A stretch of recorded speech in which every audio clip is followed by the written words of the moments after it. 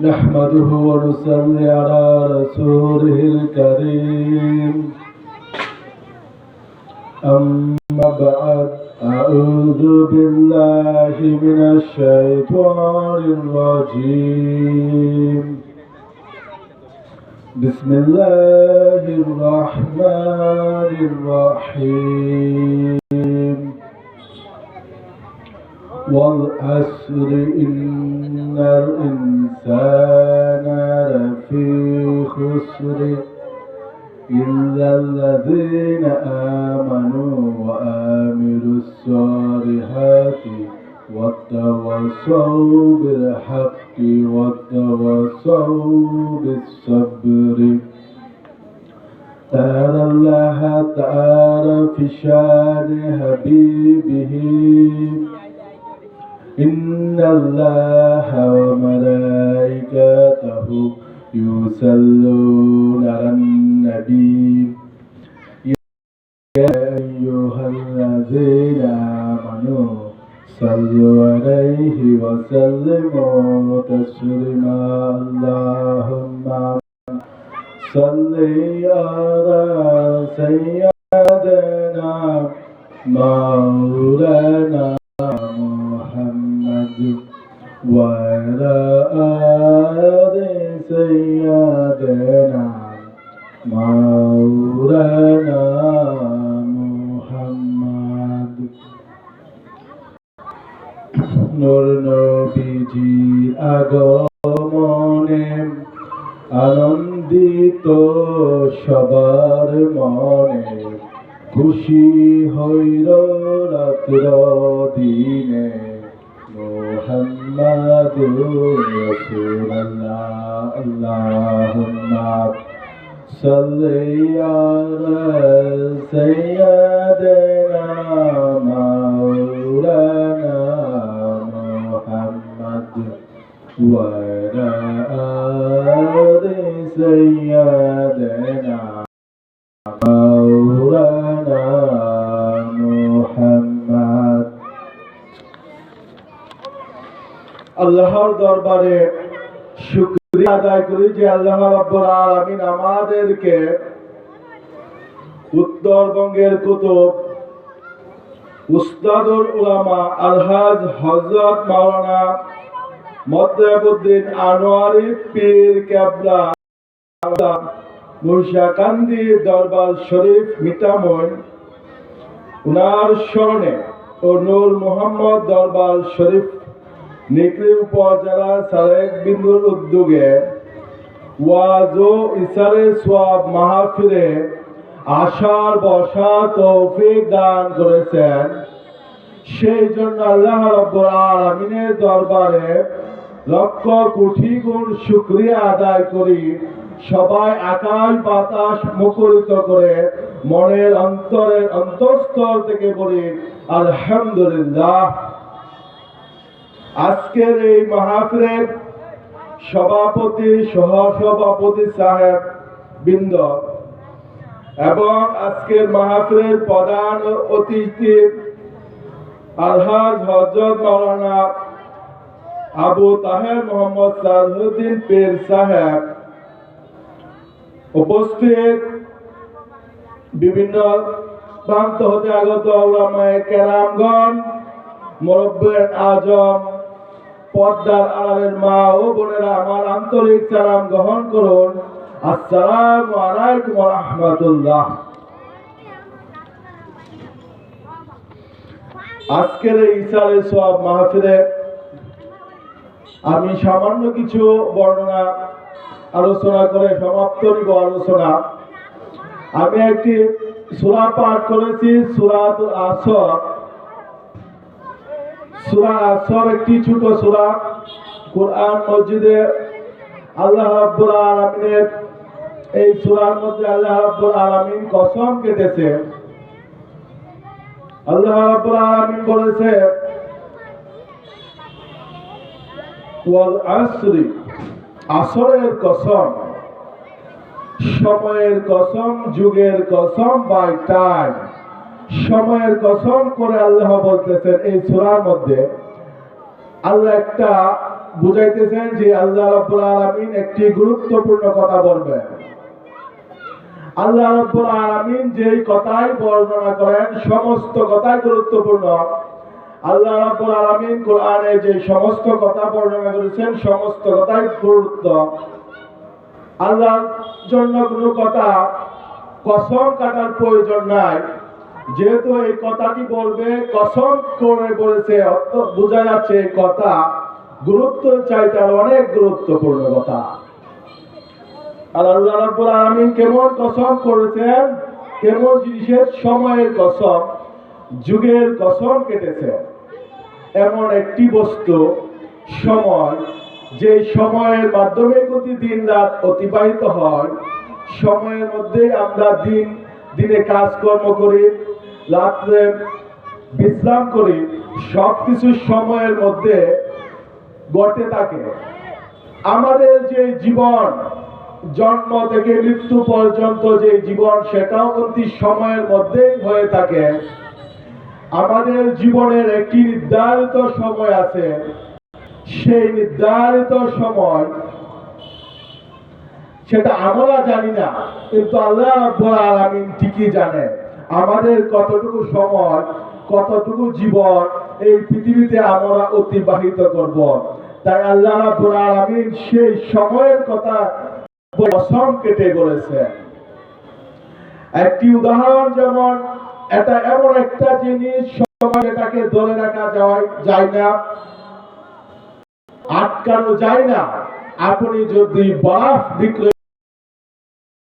বরফকে stock রাখেন, যদি মনে করেন আজকে বরফ আমি আরো 1 মাস পরে বিক্রি করব, যখন দাম বৃদ্ধি পাবে বিক্রি করব, কিন্তু সেটা যদি আপনার লস হয়ে যাবে। ঠিক সময় এমন একটি জিনিস, যে সময় কাজ সময় করতে হয়।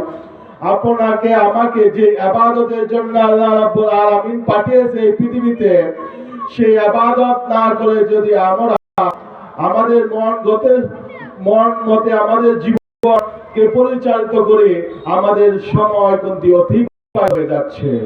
সেই গুরুত্বপূর্ণ বিষয় আল্লাহ রাব্বুল আলামিন কসম করে বলেছে, ওয়াল আসর, সময়ের কসম, ইন্নাল ইনসানা লাফি খুসর, নিশ্চয় মানুষ ক্ষতিগ্রস্তের মধ্যে আছে। নিশ্চয় মানুষ ক্ষতিগ্রস্তের মধ্যে আছে। এখানে সকল মানুষের কথাই বলেছে, মানুষ কিসে আছে? ক্ষতিগ্রস্তের মধ্যে আছে, লোকসানের মধ্যে আছে, লসের মধ্যে আছে। মানুষ এই পৃথিবীতে, মানুষ লসের মধ্যে আছে। মানুষ যে জীবিকা করতেছে, মানুষ যে কামাই রোজগার করতেছে, সেই কামাই রোজগার এই যে সময় দিয়েছে, সময়ের মধ্যে মানুষ লসের মধ্যে আছে। সেই আল্লাহ রাব্বুল আলামিন এই আয়াতে বলে দিয়েছে মানুষ কি আছে? লসের মধ্যে আছে। তাকে যে জীবন দেওয়া হয়েছে, পূর্বের আয়াতে যে সময়ের কসম করেছে, সেটা যদি আমরা জীবন হিসাবে সেই উল্লেখ করি, যে মানুষদেরকে যে জন্ম থেকে আমাদেরকে জন্ম থেকে যে মৃত্যু পর্যন্ত যে সময় দিয়েছে, সেই সময়ের মধ্যে মানুষ লসের মধ্যে আছে। এছাড়াও মানুষের প্রকৃতপক্ষে যত কাজকর্মই করুক না কেন, দুনিয়াতে যত আরাম আয়েশের মধ্যে অতিবাহিত হওয়ার চেষ্টা করুক না কেন, সমস্ত কিছুকে একত্র করে আল্লাহ বলেছে মানুষ লোকসানের মধ্যে আছে। মানুষের কর্ম, মানুষের কাজ, মানুষের চলাফেরা, মানুষের রং তামাশা, সমস্ত কিছু মানুষ লোকসানের মধ্যে আছে। কসম করে বলেছে আল্লাহ রব্বুল আলামিন, মানুষ লোকসানের মধ্যে আছে। তারপর সকল মানুষদেরকে এই আয়াতে আল্লাহ বলেছে লোকসানের মধ্যে আছে। তারপর আল্লাহ রব্বুল আলামিন কিছু কিছু মানুষদেরকে এই লোকসানের হতে বাহির করার জন্য, ব্যতিক্রম করার জন্য বলেছে ইল্লাল্লাযীনা আমানু ওয়া আমিলুস সালিহাতি ওয়া তাওয়াসাউ বিল হাক্কি ওয়াতাওয়াসাউ বিস-সাবর। তারা ব্যতীত, তারা রুশকানের মধ্যে নাই যে সমস্ত মানুষ চারটি কাজ করে। যেই সমস্ত মানুষ, যেই মানুষগণ চার ধরনের কাজ করবে, যে চার ধরনের কাজের মধ্যে যারা আছে তারা রুশকানের মধ্যে নাই। চার ধরনের কাজ ব্যতীত সমস্ত মানুষ রুশকানের মধ্যে আছে। সবাই বলুন আল্লাহুম্মা সাল্লি আলা সাইয়্যিদিনা মাওলানা মুহাম্মদ ওয়া আলা আলি সাইয়্যিদিনা মাওলানা মুহাম্মদ। কালিমা তাইবা আরশে আজিমের কা বামেতে মুহাম্মদ আকা, বন্ধুর পাশে বন্ধু বসা, কালিমাতে আছে প্রমাণ। আল্লাহুম্মা সাল্লি আলা সাইয়্যিদিনা মাওলানা মুহাম্মদ ওয়া আলা আলি সাইয়্যিদিনা মাওলানা মুহাম্মদ। আল্লাহ রাব্বুল আলামিন সূরা আসরের মধ্যে বলেছে মানুষ রুশকানের মধ্যে আছে, কিন্তু চার ধরনের ব্যক্তি যারা চার ধরনের কাজ করে তারা রুশকানের মধ্যে নেই। চার ধরনের কর্মসূচির মধ্যে হচ্ছে, এক নাম্বার হচ্ছে ঈমান।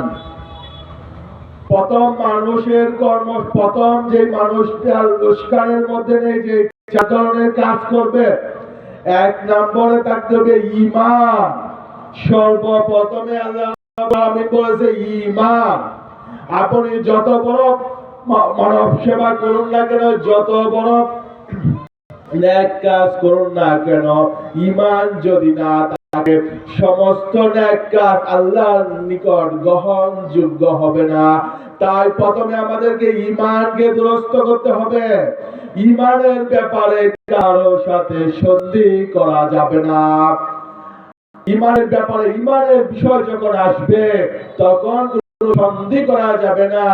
ঈমানের ব্যাপারে সন্ধি করার জন্য কাফেরগণ আল্লাহর নবী, আমাদের প্রিয় নবী হযরত মুহাম্মদ সাল্লাল্লাহু আলাইহি সাল্লামের কাছে গিয়েছিলেন।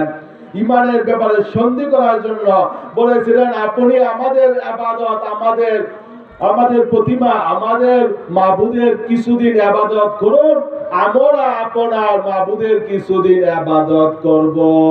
আল্লাহ রাব্বুল আলামিন সেই আয়াতের মাধ্যমে সূরা কাফিরুনের মাধ্যমে আল্লাহ রাব্বুল আলামিন এই সন্ধিকে বাতিল করে দিয়েছে। বলেছে তোমাদের ধর্ম তোমাদের, আমার ধর্ম আমাদের। ইসলামের ধর্ম নিয়ে ইসলামের কোনো সন্ধি নাই।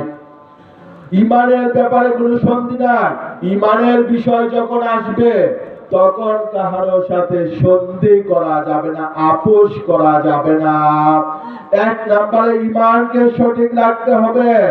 ঈমানের প্রথম মাসলা হচ্ছে কালিমায়ে তাইবা, লা ইলাহা ইল্লাল্লাহু মুহাম্মাদুর রাসূলুল্লাহ সাল্লাল্লাহু আলাইহি ওয়াসাল্লাম, সাল্লাল্লাহু আলা মুহাম্মাদ, সাল্লাল্লাহু আলাইহি ওয়াসাল্লাম, সাল্লাল্লাহু আলা মুহাম্মাদ। আল্লাহ ছাড়া কোনো মাবুদ নাই। হযরত মুহাম্মদ সাল্লাল্লাহু আলাইহি সাল্লাম আল্লাহর প্রেরিত রাসূল। ঈমানের এক নাম্বার বিষয় হচ্ছে আল্লাহ ছাড়া কোনো মাবুদ নাই। যত ধরনের ইবাদত করুন না কেন, প্রথমে জানতে হবে আল্লাহ ছাড়া কোনো মাবুদ নাই। সমস্ত ইবাদত করতে হবে আল্লাহর জন্য। জীবন মরণ যা কিছু করা হয়, যত ধরনের কাজকর্ম করা হয় আল্লাহর জন্য করতে হবে। আল্লাহ আমাদেরকে ইবাদতের জন্য এই পৃথিবীতে প্রেরণ করেছেন। ওয়া মা খালাকতুল জিন্না জিন্না ওয়াল ইনসা ইল্লা লিয়াবুদুন। আল্লাহ রাব্বুল আলামিন মানুষ এবং জিন জাতিকে একমাত্র তাহার ইবাদতের জন্য প্রেরণ করেছেন। সমস্ত কিছু তাই আল্লাহর ইবাদতের জন্য করতে হবে। আল্লাহকে একক মানতে হবে, আল্লাহর সাথে কাউকে শরীক করা যাবে না, ইবাদতের সাথে কাউকে শরীক করা যাবে না। আল্লাহ রাব্বুল আলামিন আমাদেরকে সৃষ্টি করেছেন, মৃত্যুদাতাও আল্লাহ, বৃষ্টির দাতা আল্লাহ, সমস্ত কিছুর মালিক আল্লাহ, সূর্য ডুবানোর মালিক আল্লাহ, সূর্য পৃথিবীতে সূর্য দেখানোর মালিক আল্লাহ, চাকরি দেওয়ার মালিক আল্লাহ, সন্তান দেওয়ার মালিক আল্লাহ, জীবিকা দেওয়ার মালিক আল্লাহ, আনন্দ ফুর্তি সবকিছু মালিক দেওয়া আল্লাহ। আপনি অন্য কারো কাছে মালিক বানানো যাবে না, সমস্ত কিছুর মালিক হচ্ছে আল্লাহ। আমাদের মালিক আল্লাহ, পৃথিবীর মালিক আল্লাহ, আপনার আমার সমস্ত কিছুর মালিক হচ্ছে আল্লাহ। এই জমিনের মালিক আল্লাহ। আমাদেরকে, আমরা কি কিছু কিছু সম্পদের মালিক হয়ে থাকি, সেটা প্রকৃতপক্ষে আমরা মালিক না, আমরা হচ্ছে পাহারাদার। সম্পদের মালিক আল্লাহ। আল্লাহ আপনাকে আমাকে যে সম্পদ দিয়েছে, সেই সম্পদের সঠিক ব্যবহার জানতে হবে। আপনি আমি যদি যে কোনো পন্থায় যদি লক্ষ লক্ষ কোটি কোটি টাকার মালিক হয়ে যান, সেটা কিন্তু আপনার আমার ভুল ধারণা হবে। কারণ এই সম্পদের মালিক তো আল্লাহ। আপনাকে যেই সম্পদ, আমাকে যেই সম্পদ আল্লাহ দিবে, সেটা চেষ্টা করেন, যদি হালাল পন্থায় চেষ্টা করেন, অবশ্যই আল্লাহ হালাল পন্থায় দিবে। আপনার ভাগ্যে, আমাদের ভাগ্যে যে সম্পদ থাকবে, সেই সম্পদ অবশ্যই দিবে। কারণ সম্পদের মালিক হচ্ছে আল্লাহ, আর আমরা হচ্ছে পাহারাদার। যেহেতু আমরা মালিক না, আপনি যদি একজনকে আপনার সম্পদের পাহারা দিতে, এই সম্পদের হিসাব তাকে দিতে হয়। আমাদেরকে যে সম্পদ আল্লাহ রাব্বুল আলামিন দেয়, সেই সম্পদের হিসাব আল্লাহর কাছে একদিন দিতে হবে। কারণ এই সম্পদের মালিক আল্লাহ রাব্বুল আলামিন আমাদেরকে করে দেয় না। যেমন উদাহরণস্বরূপ, বাংলাদেশের সমস্ত জমি, আমরা যেই বাড়িতে থাকি, সমস্ত জমির মালিক হচ্ছে বাংলাদেশ সরকার। আমরা হচ্ছে খাজনাদার হিসাবে মালিক, প্রকৃত পক্ষে সমস্ত মালিক বাংলাদেশ সরকার। মূলত সমস্ত সম্পদের মালিক হচ্ছে প্রকৃত পক্ষে আল্লাহ রাব্বুল আলামিন। তাই আমরা যেভাবে করব, এক নম্বরে মানতে হবে আল্লাহকে, আল্লাহর সাথে কাউকে শরীক করা যাবে না। তারপর হচ্ছে আল্লাহর ইবাদত কিভাবে করবেন, আমরা কিভাবে করব, আল্লাহর ইবাদত আমরা কিভাবে করব। আদম আলাইহিস সালাম যখন বেহেশত হতে পৃথিবীতে চলে আসলো, আল্লাহ রাব্বুল আলামিন তখন বলে দিয়েছিল, তোমরা পৃথিবীতে যাও, তোমাদের নিকট যখন নবী রাসূল প্রেরণ করা হবে, তোমরা নবী রাসূলদের কথা যারা মানবে, তাহারা হবে হেদায়েতগামী, তারা হবে জান্নাতবাসী। কারণ আমাদের ঠিকানা হচ্ছে জান্নাত, আমাদের অতীত হচ্ছে জান্নাত। মানুষ অতীত, বর্তমান, ভবিষ্যৎ নিয়ে ভাবতে হবে, চিন্তা করতে হবে। কারণ আমাদের অতীত হচ্ছে জান্নাত, আমরা জান্নাত হতে পৃথিবীতে এসেছি। আমাদের ভবিষ্যৎ হচ্ছে জান্নাত। জান্নাতে যেতে হবে। জান্নাতে যাওয়ার জন্য আমাদেরকে সঞ্চয় করতে হবে। আমরা তো অনেকে ভবিষ্যৎ নিয়ে চিন্তা করি, তাই তো দেখা যাচ্ছে যে যেভাবে ইচ্ছা কাজকর্ম করে যাচ্ছে, কিন্তু সেভাবে কর্ম করলে হবে না। যেভাবে ইচ্ছা সেভাবে কাজকর্ম হবে না, করলে হবে না। কাজকর্ম করতে হবে মুহাম্মাদুর রাসূলুল্লাহ। আল্লাহ ছাড়া কোনো মাবুদ নাই। হযরত মুহাম্মদ সাল্লাল্লাহু আলাইহি সাল্লাম হচ্ছে আল্লাহর প্রেরিত রাসূল। হযরত মুহাম্মদ সাল্লাল্লাহু আলাইহি সাল্লাম হচ্ছে আল্লাহর প্রেরিত রাসূল, আপনি কিভাবে ইবাদত করবেন, কিভাবে আল্লাহকে ডাকবেন, আল্লাহর পরিচয় কি সেটা প্রমাণ করবে হযরত মুহাম্মদ সাল্লাল্লাহু আলাইহি সাল্লামের মাধ্যমে। আপনি অনেকে বলে থাকে আমরা তো একজনকে সৃষ্টিকর্তা মানি। শুধু একজনকে সৃষ্টিকর্তা মানলে, মুখে মুখে মানলে হবে না, সাথে মানতে হবে হযরত মুহাম্মদ সাল্লাল্লাহু আলাইহি সাল্লামকে। আমাদের নবী যেই শরীয়ত রেখে দিয়েছেন, যেভাবে আল্লাহকে মানতে বলেছেন সেভাবে আল্লাহকে মানতে হবে, সেভাবে আল্লাহর ইবাদত বندگی করতে হবে। তাই তো ঈমানের প্রথম মাসলা হচ্ছে আল্লাহ ছাড়া কোনো মাবুদ নাই।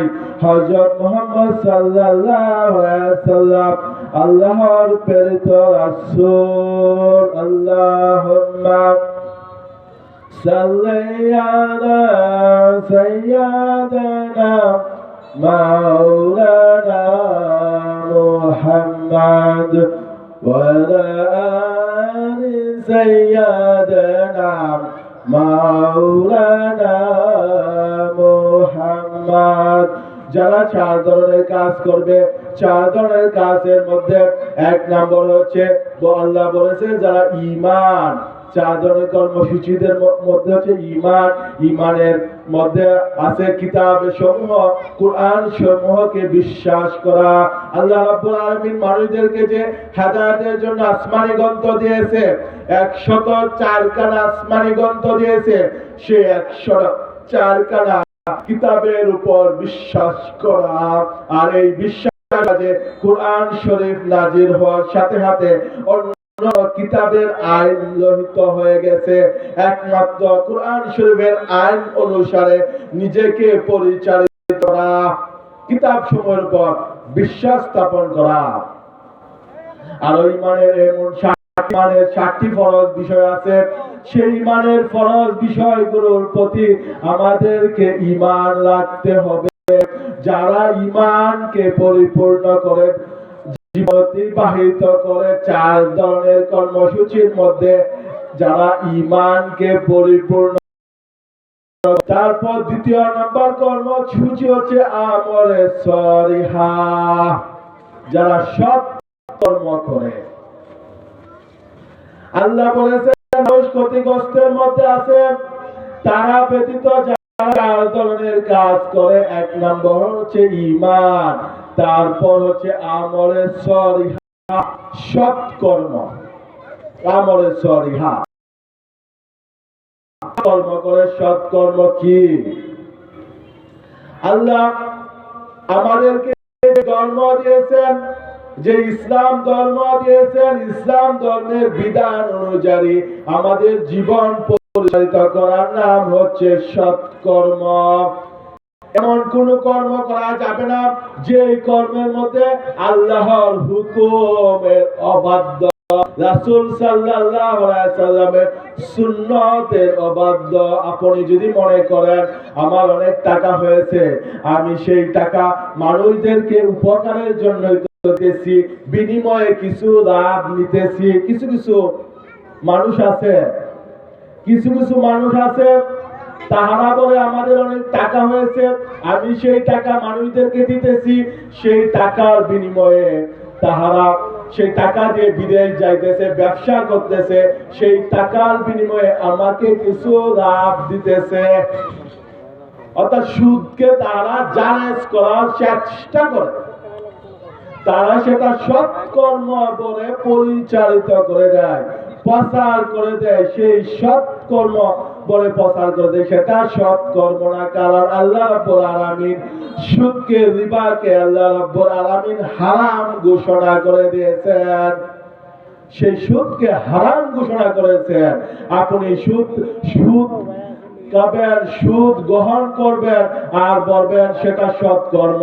সেই সৎকর্ম, যে সৎকর্ম আল্লাহ এবং রাসূল সাল্লাল্লাহু আলাইহি সাল্লাম অনুমোদন দেয় না, সেটা সৎকর্ম না। সৎকর্ম হচ্ছে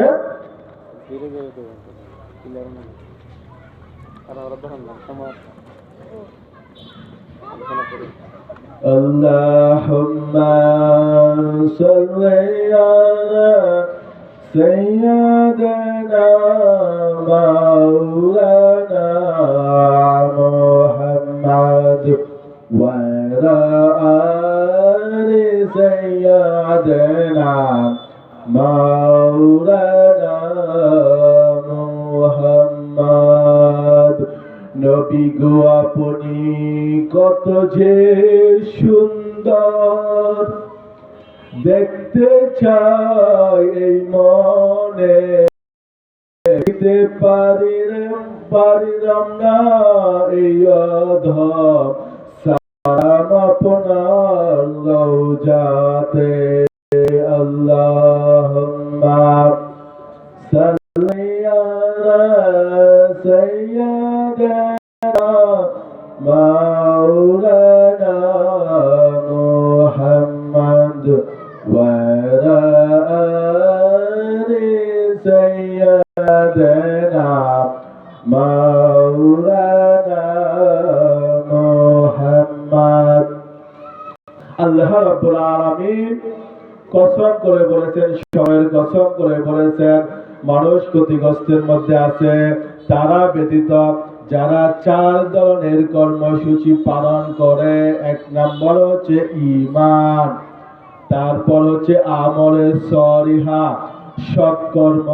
সৎকর্ম হচ্ছে যেটা বলছিলাম ইসলামে যেটা জায়েজ, আল্লাহ রাব্বুল আলামিন যেই কর্মকে জায়েজ করেছেন সেই সৎকর্ম আমলে সলিহা। আমলে সলিহা হচ্ছে ইবাদত, মুআমালাত, মুহরিকাত, মুনজিয়াত। ইবাদত আল্লাহর হক, মুআমালাত বান্দার হক, মুহরিকাত অন্তরের অসৎ স্বভাব, মুনজিয়াত অন্তরের সৎ স্বভাব। ইবাদত বন্দেগী আল্লাহর হক, নামাজ পালন করা। নামাজ আল্লাহ রাব্বুল আলামিন যে আমাদের উপর যে নামাজ ফরজ করেছেন, 5 ওয়াক্ত নামাজ যথাসময়ে পালন করা। নামাজ, রোজা রাখা, বছরে 1 মাস রোজা রাখা কি ফরজ। রোজা পালন করা, হজ আদায় করা, আল্লাহর হক হজ, হজ আদায় করা। হজ কাদের উপর ফরজ? যাহারা,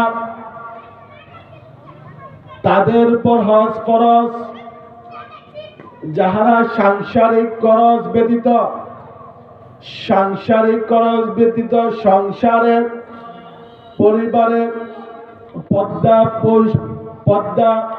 পদ্মাশীল বাড়িঘর নির্মাণ আছে, পদ্মা পরিবারে পদ্মা বজায় আছে এমন বাড়িঘর নির্মাণ আছে, সাংসারিক খরচ আছে, হজে যাওয়া এবং আসার সময় পর্যন্ত সাংসারিক খরচ বাড়িতে আছে, হজে যাওয়া আসার খরচ আছে, সুস্থ ব্যক্তিদের উপর, যাদেরকে হজে যাওয়ার জন্য কোনো বাধা নেই এমন মুসলমান ইমানদারের উপর হজ ফরজ। সৎকর্মের মধ্যে হচ্ছে হজ পালন করা। তারপর একটি হচ্ছে মারি বন্দিগি, যাকাত আদায় করা। আল্লাহ রাব্বুল আলামিন যেই বন্দিগি দিয়েছে সেই বন্দিগি হচ্ছে 3 ভাগে বিভক্ত। আত্মার দ্বারা রুহানি বন্দিগি, দেহ দ্বারা জিসমানি বন্দিগি, মাল দ্বারা সম্পদ দ্বারা মারি বন্দিগি আদায় করা। মারি বন্দিগি, আপনাকে আমাকে যেই সম্পদ দিয়েছে, আপনাকে আমাকে যেই সম্পদই, যতটুকু সম্পদই দেখ না কেন, সেই সম্পদের মধ্যে মারি বন্দিগি আছে, সম্পদের বন্দিগি আছে। যে যেই পন্থায়, যে যে অবস্থানে, সেই অবস্থানে সম্পদের বন্দিগি আছে। যাকাতের উপযুক্ত হলে যাকাত দিতে হবে, ফিতরার উপযুক্ত হলে ফিতরা দিতে হবে, কুরবানির উপযুক্ত হলে কুরবানি দিতে হবে। যাদের উপর যেই পর্যায়ে যে স্তরে তাকে সেভাবেই মারি বন্দিগি করতে হবে। এমন ভাবে আল্লাহ রাব্বুল আলামিনের আল্লাহর হকের 10টি বিষয় আছে। তারপর আছে বান্দার হক। বান্দার হক আছে, সৎকর্মের মধ্যে বান্দার হক আছে। কানাফিনা কাবার মানুষের শরীরের জন্য অত্যন্ত একটি গুরুত্বপূর্ণ বিষয়। আপনি কাবার যদি না গ্রহণ করেন তবে দেহকে অত্যাচার করা হয়, জুলুম করা হয়, দেহের উপর অত্যাচার করা হয়। কাবার খেতে হবে নিয়মিত, কাবার দেহকে কাবার দিতে হবে। এখন আমি যেই কাবারটা গ্রহণ করব সেই কাবারটা হতে হবে পবিত্র। সেই কাবারটা হতে হবে পবিত্র। কানাফিনা যে আমরা যেই পোশাক পরিধান করব সেই পোশাকটি হতে হবে পবিত্র। আপনি যদি এই পোশাককে শতবার সাবান দিয়ে ধৌত করে পরিষ্কার করুন, বাহ্যিকভাবে পরিষ্কার হবে। সুন্দর সুস্থ গাছের ফল ভক্ষণ করলেন, নদীর মাছ ভক্ষণ করলেন, সেটা সুস্বাদু কাবার হবে। কিন্তু এখানে পবিত্র বলতে আপনি যেই কাবারটা এনেছেন, সংগ্রহ করেছেন, সেটা হালাল পন্থায় হতে হবে। হারাম পন্থায় কাবার গ্রহণ করা যাবে না। কানাফিনা হালাল হতে হবে। হারাম কাবারকে হারাম পোশাক পরিধান করে আল্লাহর ইবাদত করলে সেই ইবাদত আল্লাহ রাব্বুল আলামিন কবুল করবে না। এক ব্যক্তি কাবার দেয়ালে হাত রেখে আল্লাহর কাছে প্রার্থনা করতেছে, হাজী সাহেব, একজন হাজী সাহেব আল্লাহর কাছে প্রার্থনা করতেছে, হে আল্লাহ রাব্বুল আলামিন, আমাকে মাফ করে দেন। কাবার দেয়ালে হাত রেখে কেউ যদি আল্লাহর কাছে ক্ষমা চায়, আল্লাহ রাব্বুল আলামিন তাকে ক্ষমা করে দেয়। একজন হাজী সাহেব যদি হজ করতে যায়, তাকে নিষ্পাপ করে বাড়িতে প্রেরণ করে। আল্লাহ রাব্বুল আলামিন বলেছে, হাদিসে আছে। এখানে রাসূল পাক সাল্লাল্লাহু আলাইহি সাল্লাম বলতেছে, এই ব্যক্তির প্রার্থনা আল্লাহ রাব্বুল আলামিন কিভাবে কবুল করবে, কিভাবে গ্রহণ করবে? সেই ব্যক্তি যা পরিধান করেছে সেটা হারাম টাকায় হারাম উপার্জনে পরিধান করেছে। সেই ব্যক্তি যা খাদ্য গ্রহণ করেছে, সেই ব্যক্তির সাথে যে খাদ্য আছে সেই খাদ্য হারাম উপার্জনের খাদ্য। তার প্রার্থনা, তার ডাক আল্লাহ কিভাবে শুনবে? অর্থাৎ তার প্রার্থনা আল্লাহ কবুল করবে না। একজন হাজী সাহেব, একজন নামাজি, সে যদি হারাম পন্থায় সুদ ঘুষকে মানুষের হক টগে যদি সে নামাজ পড়ে, সেই টাকার খাদ্যকে যদি নামাজ আদায় করে, সেই টাকা দিয়ে যদি হজ আদায় করে, যাকাত আদায় করে, সেটা গ্রহণ করবে না, সেটা আল্লাহর দরবারে কবুল হবে না। আর যদি কেউ মনে করে হারাম পন্থায় আমি উপার্জন করেছি, সেটা দিয়ে সওয়াব হবে, তবে তার ঈমানই থাকবে না। এক ইবাদত কবুল হওয়ার শর্ত হচ্ছে হালাল হতে হবে। তাই মানুষ যেই কানাফিনা গ্রহণ করতে হবে সেটা হতে হবে পবিত্র। পিতামাতার খেদমত করতে হবে, পিতামাতার অবাধ্য হওয়া যাবে না। সাল্লাল্লাহু আলা মুহাম্মাদ সাল্লাল্লাহু আলাইহি ওয়াসাল্লাম, সাল্লাল্লাহু আলা মুহাম্মাদ। সৎ কর্মের মধ্যে একটি কর্ম হচ্ছে পিতামাতার খেদমত করা। পিতামাতার খেদমত করা। আপনি হাজার হাজার মানুষদেরকে ইফতার খাওয়াইতেছেন, অনেকে দেখা যাচ্ছে হাজার হাজার মানুষদেরকে ইফতার খাওয়াইতেছে, কিন্তু তার পিতামাতার ঘরে সামান্য ইফতার টুকু প্রেরণ করে না, লোক দেখানোর ইবাদত করে, রিয়ার বন্দি করে। সেটা আল্লাহ রাব্বুল আলামিন কবুল করবে না। পিতামাতার খেদমত করতে হবে। সৎ কর্মের মধ্যে আপনি যে ব্যবসা করেন, যে ব্যবসা করুক, যে চাকরি করুক, যে কৃষি কাজ করুক, সেটার মধ্যে রয়েছে ইবাদত। কারণ আল্লাহ রাব্বুল আলামিন তো ইবাদতের জন্য সৃষ্টি করেছে। আপনি কৃষি কাজ করবেন, কৃষি কাজের মধ্যে ভেজাল নিষ্কার করা যাবে না। বর্তমানে মানুষদেরকে তার ফসল উৎপাদন করার জন্য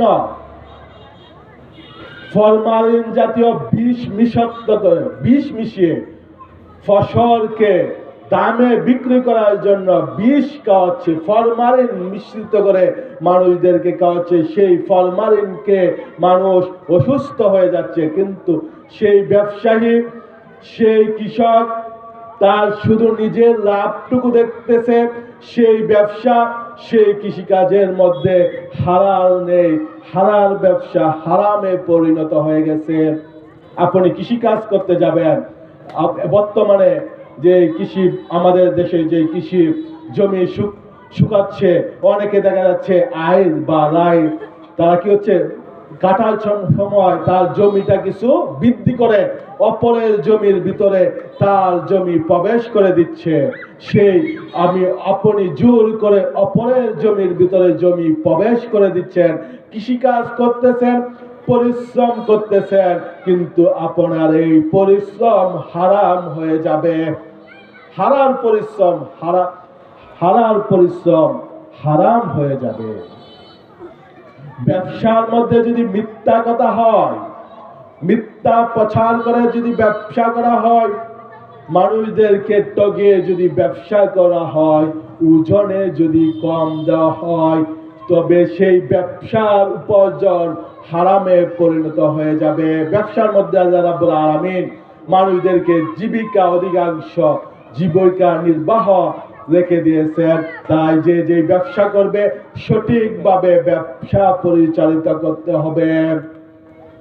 ব্যবসার মধ্যে বেজার প্রবেশ করানো যাবে না, সেটা ইবাদত। সঠিকভাবে ব্যবসা করা, সারাদিন ব্যবসা করা, পরিশ্রম করা, আল্লাহর হুকুম মতো সঠিক সময়ে নামাজ আদায় করে সঠিক মতে ব্যবসা করা, কৃষি কাজ করা, সেই কৃষি কাজ করা, ব্যবসা করা ইবাদতের মধ্যে গণ্য হবে। সর্বক্ষণ আপনি সারাক্ষণ ব্যবসা করেছেন, সারাদিন কৃষি কাজ করেছেন, সেই কৃষিকাজ, সেই ব্যবসা ইবাদতের মধ্যে গণ্য হবে। আল্লাহুম্মা সাল্লি আলা সাইয়্যিদিনা মাওলানা মুহাম্মদ ওয়া আলা আলি সাইয়্যিদিনা মাওলানা মুহাম্মদ। তারপর হচ্ছে মানুষ চাকরিজীবী। পৃথিবীর আমাদের দেশের পেশা তো ব্যবসা, কৃষিকাজ, চাকরিজীবী। চাকরি করবেন, আপনি যেই চাকরি করেন, চাকরির মধ্যে বিভিন্ন ধরনের চাকরি আছে। মসজিদের চাকরি, বেসরকারি চাকরি, সরকারি চাকরি, এগুলো হচ্ছে চাকরিজীবী হিসাবে মানুষ অর্থ উপার্জন করে থাকে। যখন যে চাকরি করে, সেই চাকরি সঠিকভাবে আদায় করতে হবে, সঠিকভাবে চাকরি করতে হবে। একজন ইমাম চাকরি করলে তার যে দায়িত্ব, সেই দায়িত্ব মতো ইমামতি পালন করতে হবে। যদি দায়িত্ব মতো ইমামতি না পালন করে, সেই যে বেতন নিচ্ছে, সেই বেতন ইমামের জন্য হালাল হবে না, সেই বেতন হারাম হয়ে যাবে। ইসলামের যেই কথা এসেছে, সেই কথা সঠিক কথা, ইসলামের হক কথা তাকে বলতে হবে। যদি ইমামতি চলেও যায়, তারপরও তাকে সঠিক কথা বলতে হবে। সুন্নিয়তের কথা বলতে হবে, আল্লাহ রাসূলের কথা তাকে বলতে হবে। যদি কমিটির জন্য, চাকরির জন্য যে ইসলামের কথা, সঠিক কথা যদি না বলে, তবে তার যে অর্থ উপার্জন সেটা জায়েজ হবে না, হারাম হয়ে যাবে। সে যদি সঠিকভাবে একজন ইমাম, একজন মুয়াজ্জিন যদি সঠিকভাবে তার ডিউটি পালন না করে, সেই ডিউটি পালন না করার কারণে, ফাঁকি দেওয়ার কারণে সে যে বেতন নেবে সেই বেতন হারাম হয়ে যাবে। একজন চাকরিজীবী,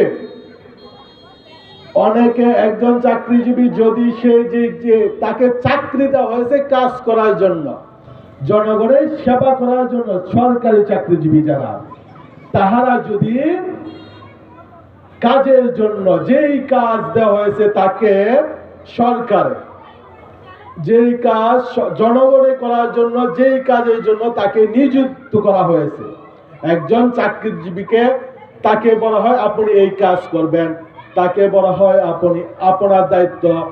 বাংলাদেশে তো অনেক দায়িত্ব, প্রত্যেক দেশে বিভিন্ন দায়িত্ব, এক এক চাকরিজীবীর এক এক দায়িত্ব। যে দায়িত্ব, সেই দায়িত্বর জন্য তাকে বেতন দেওয়া হয়।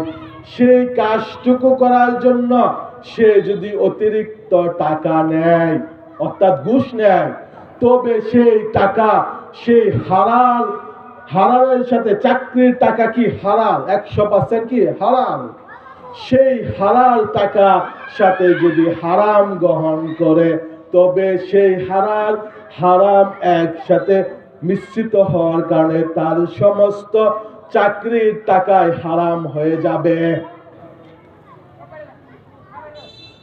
একজন বেসরকারি চাকরিজীবী,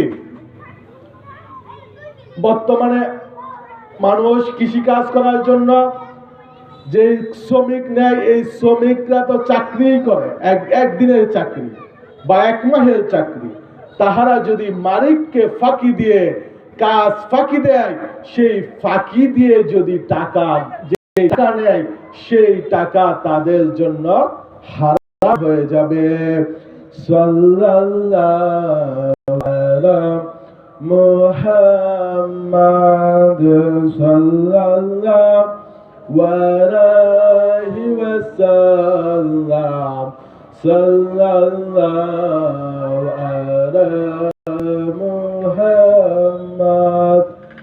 আল্লাহ রাব্বুল আলামিন আমাদেরকে যে ইবাদতের জন্য প্রেরণ করেছেন, আপনি আমি যেই কাজ করি না কেন, আল্লাহর হুকুম মতে যদি, বিধান মতে হয়, সমস্ত কাজগুলো হবে ইবাদতের মধ্যে গণ্য। একজন চাকরিজীবী যদি সঠিকভাবে চাকরি করে, সেটা তার ইবাদত হবে। আল্লাহ বলবে তুই সেই চাকরিটা ইবাদত হয়েছে, সেই ব্যবসাটা ইবাদত হয়েছে, সেই কৃষিকাজ ইবাদত হয়েছে। সমস্ত কিছু আল্লাহ রাব্বুল আলামিন ইবাদতের জন্য প্রেরণ, ইবাদতের জন্য করে দিয়েছেন। ইবাদত ছাড়া কোনো কাজ নাই। আমরা যখন পায়খানা করি, প্রস্রাব করি, সেই পায়খানা প্রস্রাবেরও বিধান আল্লাহ রাব্বুল আলামিন রেখে দিয়েছে কিনা? রেখে দিয়েছে। সেই পায়খানা প্রস্রাবের বিধান অনুযায়ী যখন করা হয়, সেটাও হয়ে যায় ইবাদত। আমলে সলিহা যারা করবে তারা ক্ষতিগ্রস্তের মধ্যে নেই।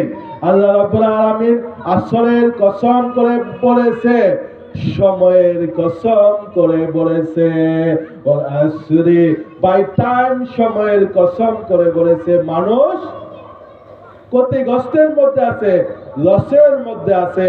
তার জীবন, আমাদেরকে যেই জীবন দিয়েছে, সেই জীবন লসের মধ্যে আছে। তারা ব্যতীত কারা? যারা 4 ধরনের কর্মসূচি পালন করে। যারা 1 নম্বর হচ্ছে ঈমান, আমলে সলিহা।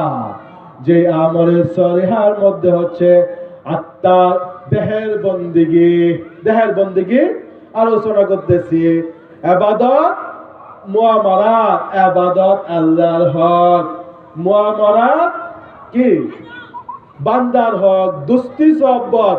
মুআমালাতের মধ্যে আরেকটি আছে দুস্তি সহবত। মানুষ সামাজিক জীব, মানুষ একা বসবাস করতে পারে না। মানুষদেরকে তাই দোস্তি সহবত করতে হয়, বন্ধু বান্ধব নিয়ে চলতে হয়। এটা এই দোস্তি সহবত কাদের সঙ্গে করবেন? যারা ইসলামের বিরোধী, যারা রাসূলের শত্রু, আমাদের প্রিয় নবীর শত্রু, যারা আল্লাহর শত্রু, যাদের ঈমান নেই, তাদের সাথে মহব্বত করা যাবে না, তাদেরকে সালামও দেওয়া যাবে না। যারা রাসূল সাল্লাল্লাহু আলাইহি সাল্লামের শত্রু, যারা রাসূল সাল্লাল্লাহু আলাইহি সাল্লামকে মানতে চায় না, তাদের পিছনে নামাজ পড়া যাবে না। তারা যদি মসজিদের ইমামও হয়, তাদেরকে দুস্তি সহবত, দুস্থ হিসাবে, ইমাম হিসাবে গ্রহণ করা যাবে না, কারণ তারা আমাদের প্রিয় নবীর শত্রু। আপনি যার সাথে দোস্তি করবেন, মহব্বত করবেন, তার সাথে দেখা হবে হাসরের মাঠে। দেখা হবে হাসরের মাঠে। দোস্তি সহবত তার বেঈমান, কাফের, মুশরিক, মুনাফিক, যাদের ঈমান নেই, তাদের সাথে দোস্তি সহবত করা যাবে না, আন্তরিক বন্ধুত্ব করা যাবে না। ঈমান না থাকার কারণে তাহারা নাপাক। ঈমানদার ব্যতীত সমস্ত মানুষ নাপাক। তাই নাপাকের সাথে বন্ধুত্ব করা যাবে না। নাপাকের বাড়িতে গিয়ে আনন্দ ফুর্তি করে বিবাহ অনুষ্ঠান, বিভিন্ন অনুষ্ঠানে যাওয়া যাবে না। ঈমানদার ব্যতীত তাদের সাথে দোস্তি করা যাবে না। তার মানুষ যে রাষ্ট্রীয় মধ্যে বসবাস করে, তাদের সাথে কথাবার্তা বলবে না? বলবে। কতটুকু সময় বলবে কথাবার্তা? মানুষ প্রয়োজনে পায়খানায় যেতে হয়, হয় না?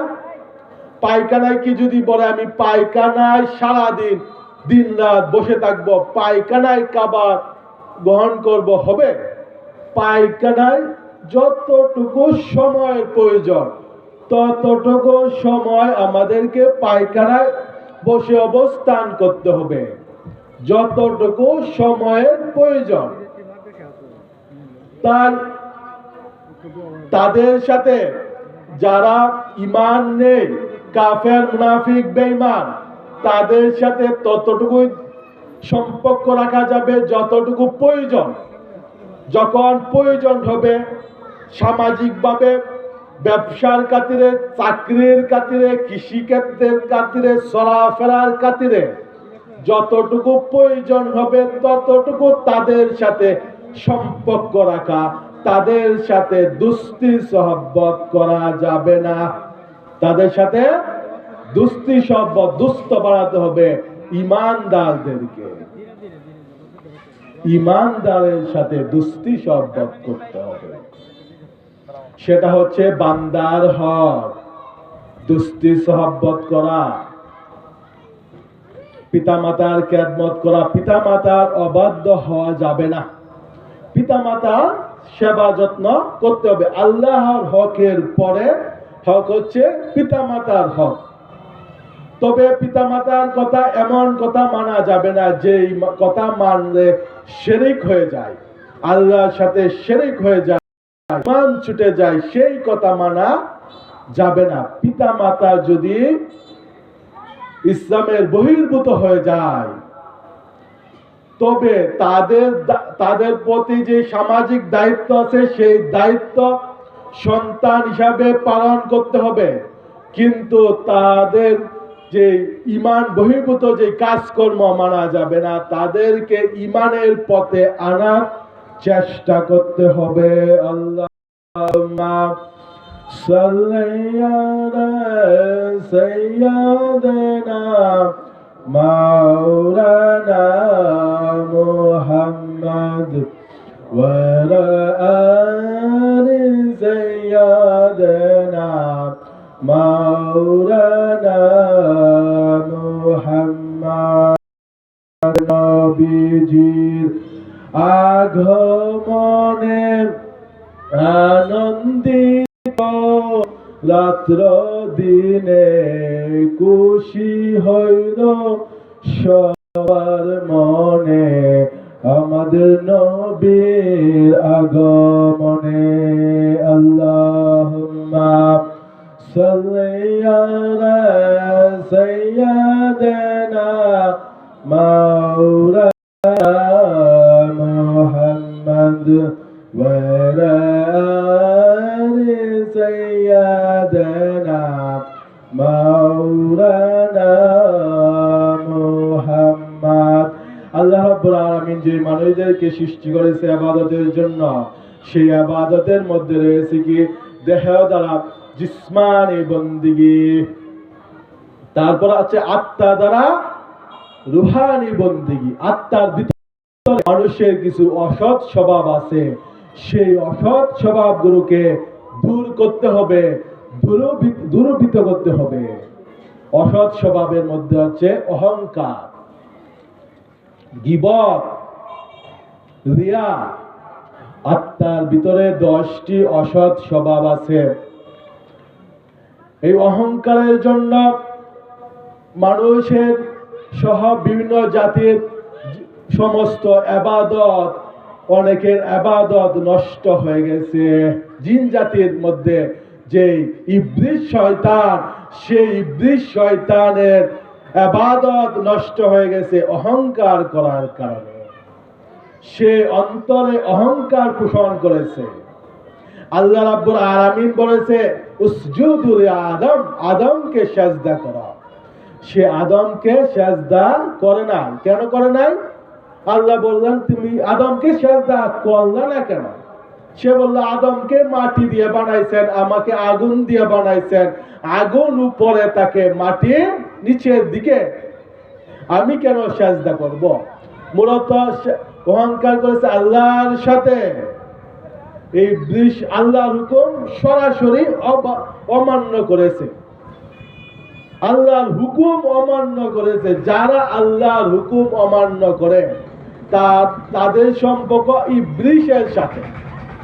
আল্লাহর হুকুম অমান্য করে যারা নামাজ পড়ে, নামাজ লাগে না, আছে না অনেকে বলে, তাদের সম্পর্ক ইবলিসের সাথে। তারা অহংকার করে। যারা বলে সুদ খাইলে কিছু হবে না, আল্লাহ বলছে সুদ খাওয়া হারাম, তাদের সম্পর্ক ইবলিসের সাথে। যারা আল্লাহর হুকুম অমান্য করে তাদের সম্পর্ক হচ্ছে ইবলিসের সাথে, ইবলিসের স্তরে অহংকারকারী। অহংকার করা যাবে না, অহংকারকে দমন করতে হবে,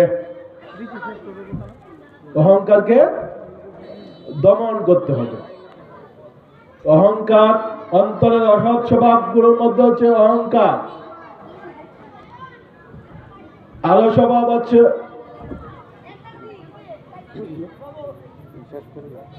রিয়া। এমন ভাবে অসৎ স্বভাব আছে, মানুষ ক্ষতিগ্রস্তের মধ্যে আছে যে 4 ধরনের কাজ করা ব্যতীত, যারা হচ্ছে ঈমান। 1 নম্বর হচ্ছে ঈমান, তারপর হচ্ছে আমরে সরিহা। আমি শেষ দিকে চলে যাচ্ছি। আমরে সরিহা, সৎকর্ম। এরপরে যারা হকের উপদেশ দেয়, হকের উপদেশ দেয়।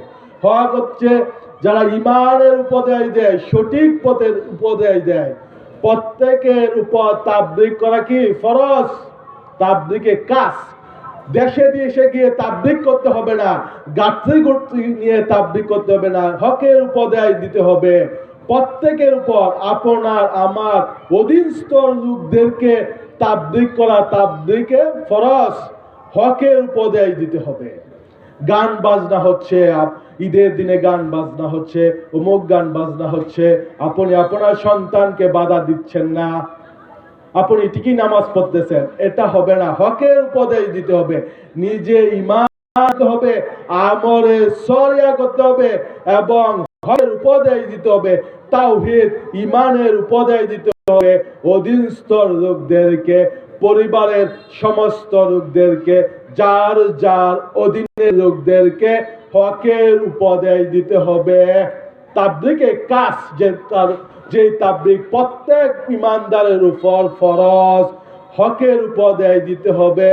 তারপর যে কর্মসূচি, 4 নম্বরের কর্মসূচি হচ্ছে সবরের উপদেশ দিতে হবে। সবর হচ্ছে ধৈর্যের উপদেশ। সবর হচ্ছে কি? পাপ কাজ হতে বিরত রাখার উপদেশ। জাহান্নামের ভয়ে, আল্লাহর ভয়ে পাপ কাজ হতে নিজেকে বিরত রাখা, অন্যকে উপদেশ দেওয়া, সেটা হচ্ছে সবর। সবরের উপদেশ দিতে হবে। পাপ কাজ হতে নিজেকে হেফাজত রাখা, অন্যকে হেফাজতের জন্য পরামর্শ দেওয়া। যারা 4 ধরনের কর্মসূচি পালন করবে তারা ক্ষতিগ্রস্তের মধ্যে নেই। আর এই 4 ধরনের কর্মসূচি যারা পালন করবে না, সমস্ত মানুষ ক্ষতিগ্রস্তের মধ্যে। আল্লাহ রাব্বুল আলামিন আমাদেরকে যেন আল্লাহ রাব্বুল আলামিনের বিধান মতে সেই ঈমানের পরে আমলে সলিহা এবং হকের উপদেশ এবং সবরের উপদেশের সহিত 4 ধরনের কর্মসূচি পালন করে যেতে পারি। ইসলামের বিধান পালন করে যেতে পারি। রাসূলের প্রেম, রাসূল সাল্লাল্লাহু আলাইহি সাল্লামের মহব্বত, ঈমান নিয়ে যেন এই জীবন অতিবাহিত করতে পারি, সেই তৌফিক যেন আল্লাহ রাব্বুল আলামিন আমাদেরকে প্রদান করেন। সেই কথা ব্যক্ত করে আপনাদের কাছে দোয়া কামনা করে বিদায় নিচ্ছি। সবাই বলুন আমরা যেন ইসলামের পথে থাকতে পারি। সবাই বলুন আমিন।